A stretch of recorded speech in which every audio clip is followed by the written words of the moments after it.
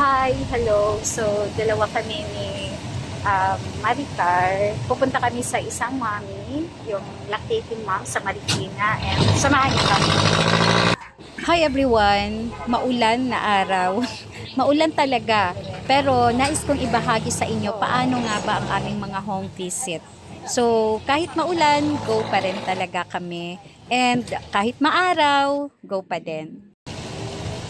Charlene! Oo. Ay! Ayan. So, naglalakad kami ngayon. Papunta dun sa mommy. Grabe, sobrang talagang walang humpay ang ulan. Ayan.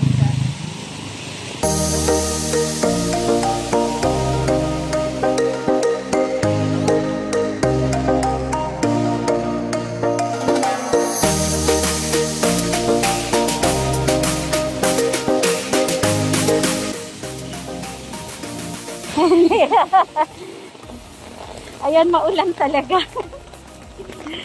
Hindi nga namin iniinda ang ulan. Ang importante ay mapuntahan namin kayong mommy. And so, we're almost there. Lapit-lapit na kami. Okay, so medyo naligaw kami. Pero finally, natunto na rin namin. At malapit-lapit kami. At syempre, kasalukuyan pa din.